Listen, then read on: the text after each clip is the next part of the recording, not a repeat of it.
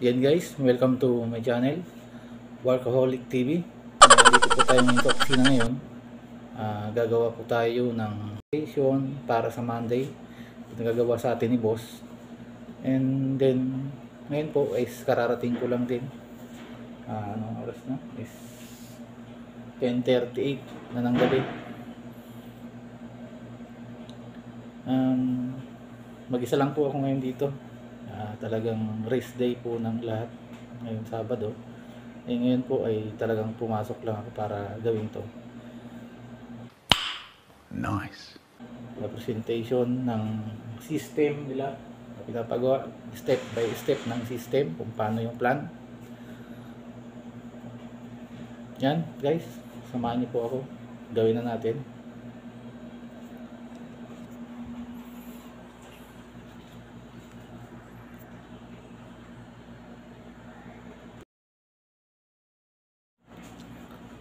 Hi guys, good evening, welcome to Artemis. Ituturo ko po ngayon sa inyo kung paano ginagawa yung TMS plan versus manual plan.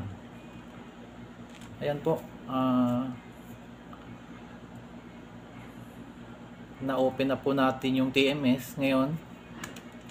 Step 1 natin is type po natin dito is plan. Din pag lumabas po yung plan is click po natin.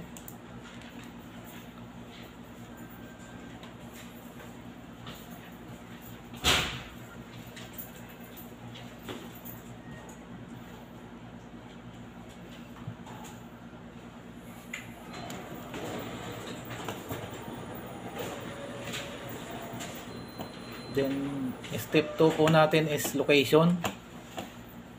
Click po natin yung arrow. Then piliin po natin yung Artemis.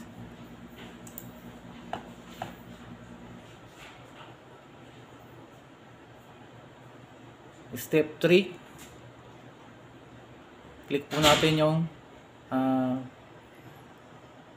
planning profile. Then pipiliin po natin dito ay Artemis X Dock Secondary.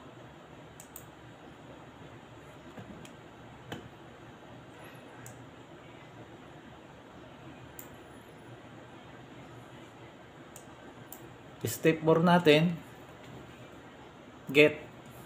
Click po natin yung get.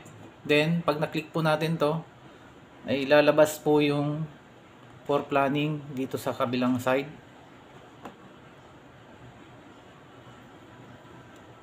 Yan, click po natin. Yan, ito na po yung for planning natin sa kabilang side.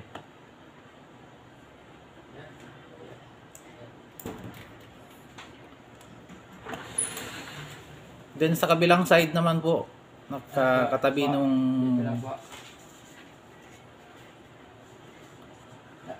tuplan ko lang po, bakali pa rin.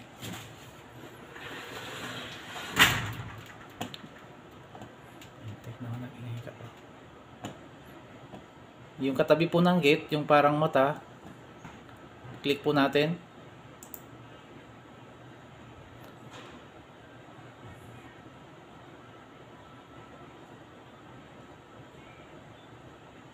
Ayan, na-click po natin. Then dito naman po ang ilalagay natin ay -5. Type po natin dyan. Then right click, save.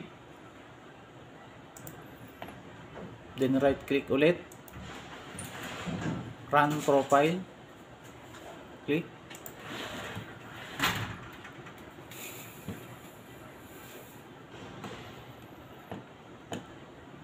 Punta naman tayo dito banda sa may kabilang side naman. Andito yung back, itong arrow to.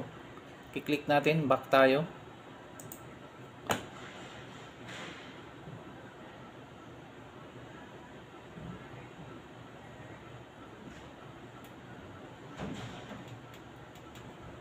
Ayan, ito na siya. Then step 6 natin ay Scroll natin pababa. Ito yung gate sa baba. Gate. Click po natin yung gate. Pag click po natin to, is lalabas naman dito sa kabilang side yung lahat ng track type.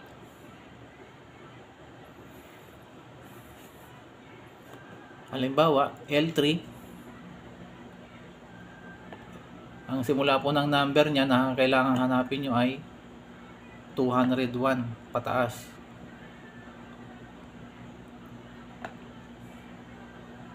Then yung 6 wheel 161 pataas. Then yung 4 wheel 61 pataas. Ayan, click po natin yung get sa baba. Ayan, ito na po siya. Yung mga track type, lumabas na po siya yung mga track type nila. Kung ano yung kailangan mong unit is nandyan na. Ito po yung plan sa baba. Ayan guys, ready to plan na tayo. Then punta tayo dun sa manual plan. Ito yung manual plan nating gawa ng planner natin. Ayan. Pipili po tayo dito ng kailangan natin para dito sa plan. Halimbawa ito. Kakopy lang po natin dito yung invoice number. Pwede namang store name. Pero the best po is invoice number. Kasi yung store name po ay pwede pong magkamali. Kasi pag kinopy paste nyo yan doon, maraming lalabas na magka-same store name, pero yung invoice number iba naman.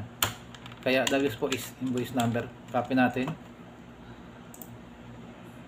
Then paste po natin dito. Yan, ayan na po. Then enter, search.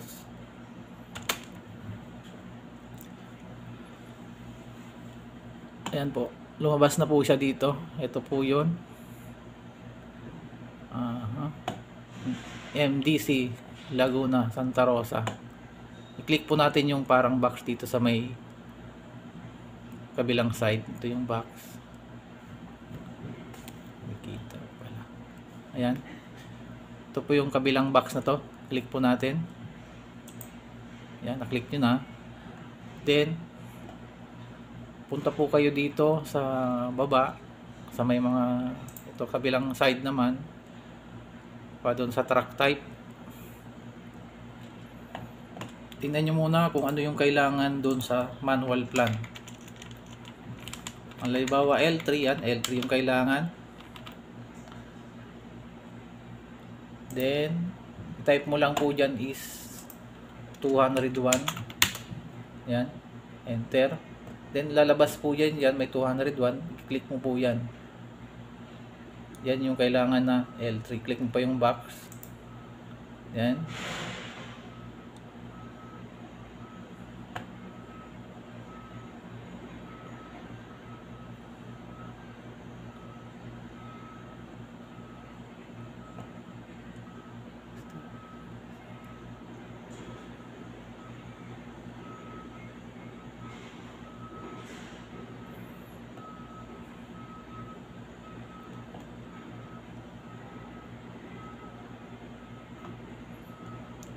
Then step 10 natin, plan.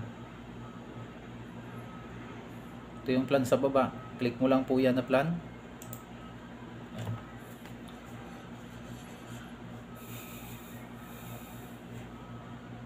Ayan po.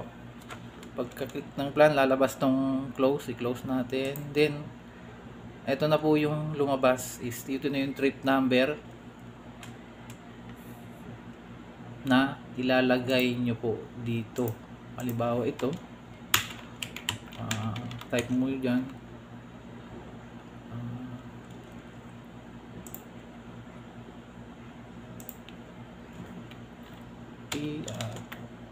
PRP 000, ayan, 228807 2200.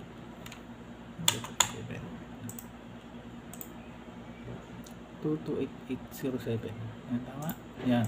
Ito na po yung magiging trip number dito sa manual plan.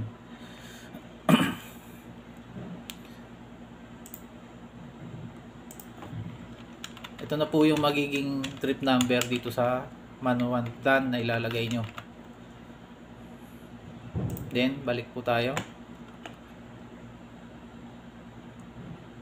Then, para magiging ganap na pong plan siya, click nyo po to. Step 12. Click po natin tong parang box. Ang nakalagay po dyan is overall trip plan.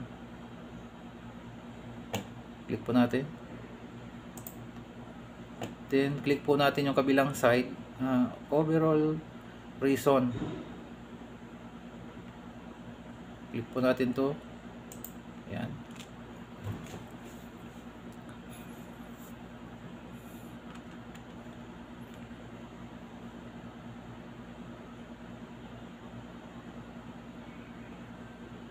Yan, nandito na po tayo sa code type. Ang itatype nyo po dito, reason code. Yan. Click mo po yung reason code. Then, search. Ito po yung search. Click mo po yan. Yan. Then, dito naman, sa kabilang side na to, ilagay nyo po dyan yung 61. Type nyo 61. Then, enter. Then, piliin nyo yung box ng 61. Ito siya. Click mo po yan. Then, okay.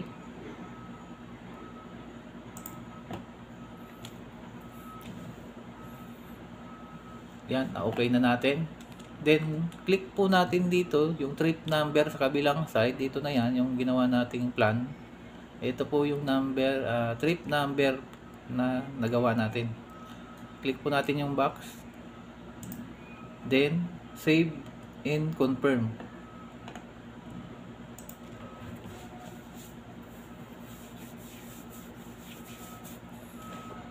Ayan. Then, close. Then, click ulit natin yung trip number. Yung box nya. Then, release. Click natin yung release. Ayan. Ayan po. Ganap na po siyang na-plan natin sa TMS. Then, punta po tayo sa Niki Report Hub. Ito po siya. Yan. Then, lagay natin dyan, Artemis.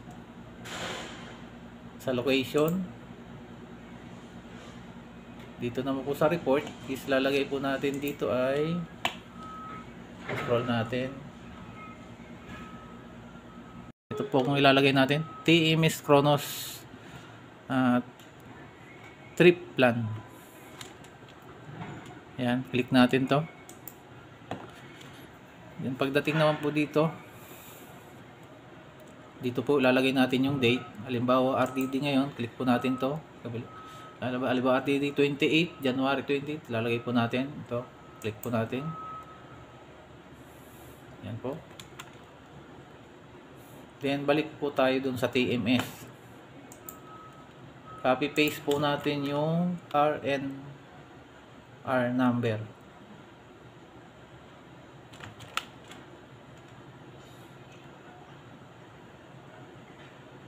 Then paste po natin dito sa plan run no. Yan. Then export to Excel. Click po natin. Pag click po natin to is magda-download po siya.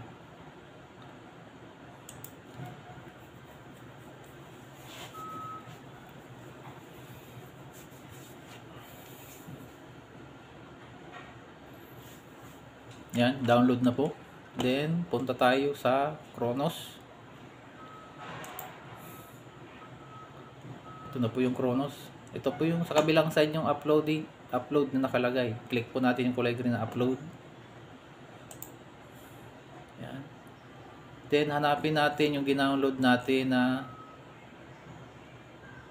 TMS plan. Ito po siya. Then click po natin. Then open. Yan po. Uploaded na po siya.